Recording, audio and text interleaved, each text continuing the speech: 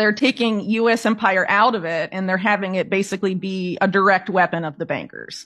So instead of the bankers like buying up U.S. politicians and influencing U.S. empire and getting what they want that way, they're reimagining it to basically create this new economic system that we've seen bits of over the past few years. The idea of programmable, surveillable money, and also this idea of a voluntary carbon market, the goal of which is to have it be voluntary in name only, not unlike digital ID and all of that stuff. The IMF, the World Bank, intimately tied with U.S. empire. The U.S. military even admitted in documents that were published by WikiLeaks that they're financial weapons of the U.S. military, the IMF and the World Bank. Investigative journalist Whitney Webb just gave her latest warning on BlackRock and Wall Street. A new system of programmable money is being forged, one that can be controlled and directed solely by authority and elitists. This is only the beginning. Whitney Webb, a columnist and researcher, recently talked on the Jimmy Dore podcast about what she believes the elite class is planning for regular people. According to her, these elites want to control all assets and introduce carbon credits, claiming it's for environmental protection. However, Webb thinks this is just the start and that more complicated plans are coming. Make sure to stick around until the end of the video, as Whitney Webb reveals more mind-blowing observations about the new system they are imagining, a system to take away all of our privacy, autonomy, and freedom. Also guys, if you enjoy finance content, consider subscribing to the channel or liking the video. It's free, and you can always change your mind. Now here's Whitney Webb on what they have planned. It's been criticized by people on the left and the right. And then there's been time and time again, it's been revealed by even mainstream media. This, you can look at the Glasgow Financial Alliance for Net Zero that was created by Mark Carney and Mike Bloomberg, which somehow the UN decided were the best people for the job of saving the planet. They're in charge of climate finance for the United Nations. The stop and frisk New York mayor billionaire from Salomon Brothers, Mike Bloomberg, and the former head of the Bank of England and Bank of Canada and former Goldman Sachs guy, Mark Carney. That's who's saving the planet for the UN. They're the ones reimagining this, the whole multilateral development banking system. And part of this involves this carbon market play where the World Bank, along with Google and some other actors, are developing climate wallets. They're designing it. It's designed to run on, I believe, the Chia network, which is the guy that invented BitTorrent, his new project. And they claim to be sort of like a net zero blockchain, I guess. And basically the idea of it is for people to participate in the carbon market to come. And the idea of people being able to sort of like monetize nature.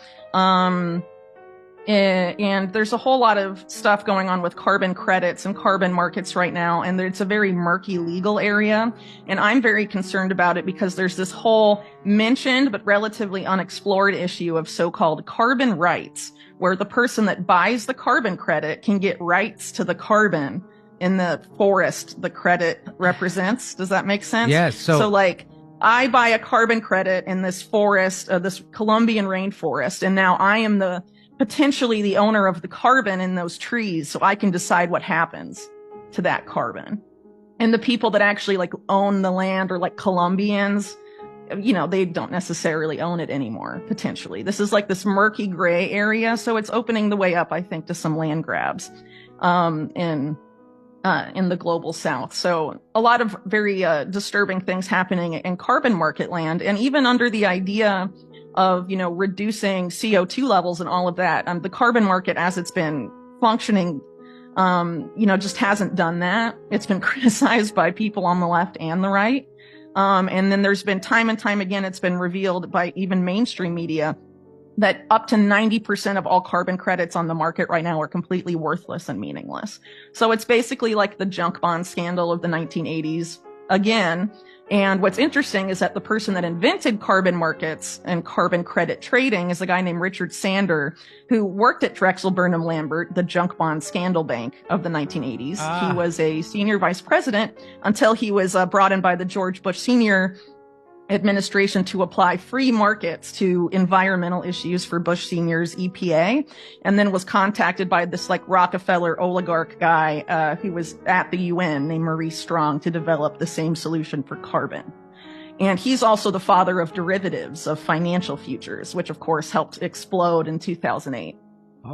So the guy that invented all of that is the guy that invented carbon credit trading, and he also wants to make a market just like that for free water and free air, so you can, get basically taxed on that too. I think a lot of this we're going to be seeing going forward, this push to have economically destabilized countries in Latin America turn towards dollar-denominated stable coins. Like that's happening in Argentina, for example, because of like the issues with the peso there and how it's been devalued so much, even under Milei. People are flocking to dollars essentially, but like stable coins, either like Tether USDT or Circles USDC.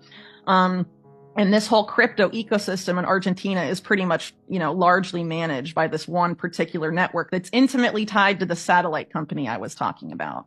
They're all tied up with this group called Endeavor, which Endeavor has an Argentina branch. They have branches really all over the world. They're based in the United States. Their board is chaired by Edgar Bronfman Jr. of the Bronfman family, which, if you're familiar with my books, is intimately tied to organized crime and basically the people behind Justin Trudeau. And another person on their board is Reid Hoffman, who's the co-founder of LinkedIn, who was a member, part of the so-called PayPal mafia. And probably the closest person in Silicon Valley. Reid Hoffman is a big funder of sort of Democrat causes and the Democrats, but other members of the quote unquote PayPal mafia are very much supportive of Trump. For example, Peter Thiel was a big force on Trump's transition team. People that worked very closely for Thiel and Thiel's Palantir basically directed all the early policy decisions and appointments of Trump's Department of Defense. And there's been a lot of connections, I think, still between PayPal mafia and Trump. And you have someone like Elon Musk also sort of posturing publicly anyway as a libertarian and sort of in that right populist camp. So I think this particular network has people who sort of play to both sides of the political machine, which is frankly, if you want to get lots of lucrative government contracts, that's what you do. Frankly, it's hard to know where we will be, but I think it's pretty clear that there's certain efforts to push people in a particular direction. So, I think it's been clear for a long time, and as I'm sure you're aware, there's a push to onboard everyone to a digital ID system. Vaccine passports during COVID were a big part of this. But there's been all sorts of pushes for it. For example, WorldCoin. Sam Altman, scan your eyeball, get a unique digital ID in a wallet you can have tokens in. People in the global south that they're basically being bribed to give up their biometric data for the guy that runs OpenAI with Microsoft and stuff. There's these digital ID initiatives are consistently tested on vulnerable stateless people, but the goal is to have it rolled out globally and to have it be interfaced with a digital wallet where the money is programmable and surveillable. So a lot of people have been talking about CBDCs, central bank issued digital currency. But there's also going to be digital currencies just as surveillable and programmable that are issued by the private sector and the Wall Street banks.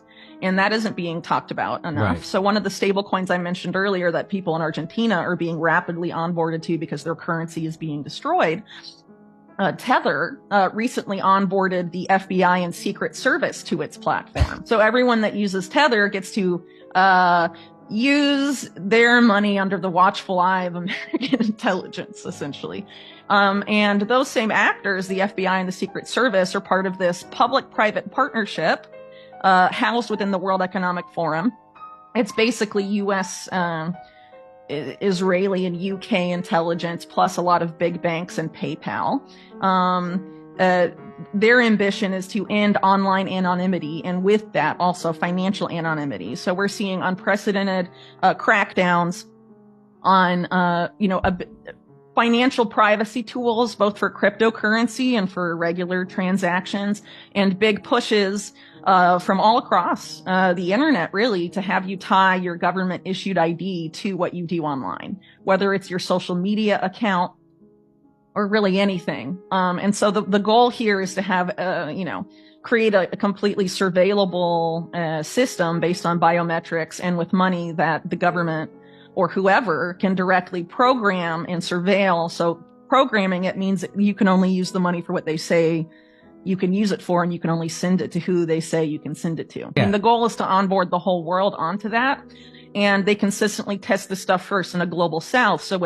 On the global south. So like what this article is about is a big effort to essentially wrap up a significant amount of Latin America by focusing at the subnational level, the local level, onto these kinds of systems under the guise of we must decarbonize now. Yeah. But really if you look at sort of like the fine print, I guess you could say, of this program, the decarbonization funds go toward a specific company that's tied up with this particular group that's trying to build an intercontinental power smart grid from the Americas, and they've been testing their smart grid in poor communities in Latin America, in Los Angeles, actually, in the U.S., and also in Colombia and some other countries, with the idea of having it all tied together and having energy be currency. And the idea is to move away from currency as we know it now, and have all these commodity-backed currencies, and that people trade energy or trade carbon credits.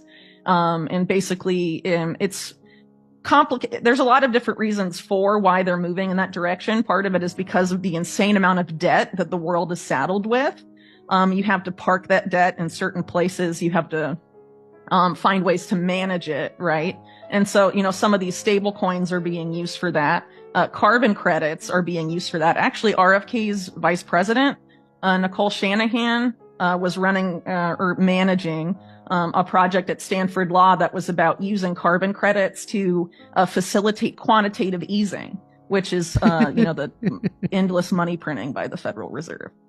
So there's been a lot of, efforts to look at what they're going to do with the debt, and essentially they have to remake the financial system. But they're, making it in a way where it's, completely surveillable and controllable. And these are really the ambitions that the U.S. national security state had right after 9/11 and tried to impose on everybody. Total information awareness, for example, was a program that they tried to enact. There was a big uproar about it at the time in like 2003, 2004, because even the New York Times and stuff knew that it was going to completely eliminate privacy for the average American. And so the ambition of this program was to surveil literally everything, including people's like health signals, to prevent pandemics before they can happen.